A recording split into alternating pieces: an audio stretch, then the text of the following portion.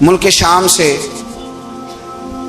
اور ایران سے کچھ لوگ آپ کی خدمت میں آئے تو وہاں سے کچھ کنیزیں بھی آئیں، ان کے بادشاہ پیغام لے کے شاہ ایران کی کنیز کو ملکہ نے کہا کہ نا حضرت عمر کی زوجہ کو دیکھ کے آنا ذرا کس طرح کی۔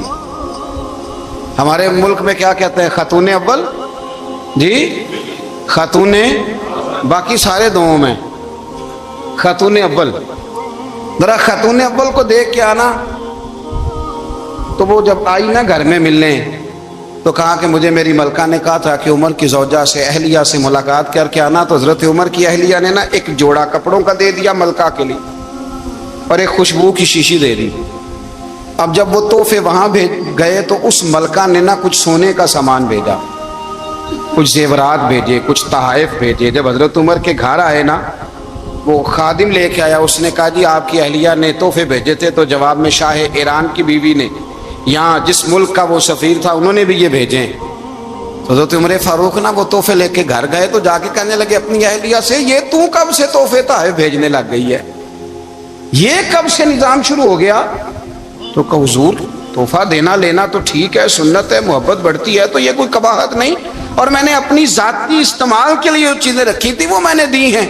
تو حضرت عمر فاروق رضی اللہ تعالیٰ عنہ فرمانے لگے ہم نے کسی ملک کے ساتھ اور اس کے بادشاہ کے ساتھ ذاتی تعلق نہیں بنانا، تعلق جو بھی بنے گا رسول اللہ کے دین کی برکت سے بنے گا، ذاتی رشتے نہیں ہم نے قائم کرنے۔ ذاتی آپ کے ملک کی جو ایئر لائن جس کا ہر سال خسارے کا ڈنڈورا پیٹا جاتا ہے نا، وہ ہمارے بادشاہ صاحب اور صدر صاحب اگر غیر ملکیوں کو گھوڑا کبھی بھیجنا ہو نا، گھوڑا تو پورا ایک جہاز گھوڑا لے کے تحفے میں جاتا ہے، پورا جہاز غریب قوم کا یہ سرمایہ، اور قوم بڑی بادشاہ ہے، لائنوں میں لگ کے ووٹ دیتی ہے۔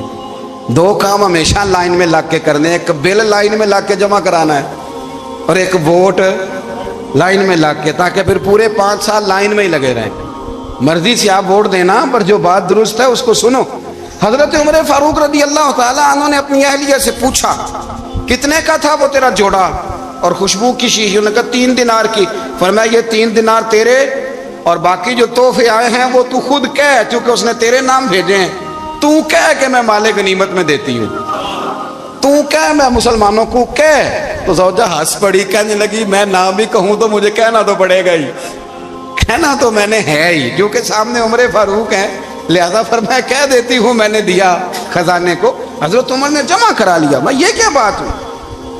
میرے گھر والے جو مرضی کریں، ان کا معیار زندگی جس طرح کا مرضی ہو۔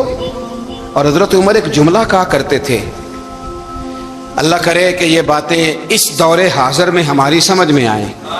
حضرت عمر فاروق رضی اللہ تعالیٰ عنہ اپنے بچوں کو فرمایا کرتے تھے کہ بہت آدمی کو بھوک لگی ہو نا اور پھر اس کی پسند کا کھانا پکا ہو، جتنے شوق سے وہ اس کھانے کو دیکھتا ہے نا، فرمایا اس طرح پوری قوم اپنے بادشاہوں کے خاندان کو دیکھتی ہے، اس تیزی کے ساتھ دیکھتے ہیں کہ ان کے گھر میں کیا ہو رہا، ان کا معیار زندگی کیا ہے، ان کا سٹیٹس کیا ہے۔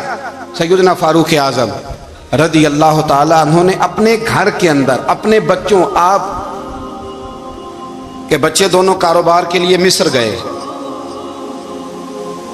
تو وہاں کے گورنر صاحب نے لوگوں سے، ایک بہت بڑا قافلہ گیا مدینے سے مصر تجارت کے لیے، جاتے ہیں نا آج بھی قافلے کئی ملکوں میں، تو یہ گئے تجارت کے لیے۔ تو حضرت عبداللہ ابن عمر اور حضرت عبید اللہ ابن عمر، حضرت عمر کے دونوں بیٹے گئے۔ جناب عمر فاروق کے بچے جب وہاں پہنچے تو مصر کے گورنر نے نا لوگوں کو تعارف کرایا کہ یہ عمر فاروق کے بیٹے ہیں، یہ حضرت یہ چودھری کے بیٹے کو کون بتاتا ہے کہ تو چودھری کا بیٹا ہے؟ باہر والے بتاتے ہیں، گھر والے جی، اور سیٹھ صاحب کے بیٹے کو کون بتاتا ہے کہ تو سیٹھ صاحب کا بیٹا ہے؟ اور مالک کو کون بتاتا ہے کہ تو مالک کا بیٹا ہے اور یہ کرایہ دار ہے؟ یہ کون بتاتا ہے؟ یہ سوچ ہم دیتے ہیں بچوں کو، چودھری اور کمی کی سوچ، امیر اور غریب کی سوچ، مالک اور کرایہ دار کی سوچ، گھر کے مالک کی اور کام کرنے والے کی سوچ، یہ ہم دیتے ہیں۔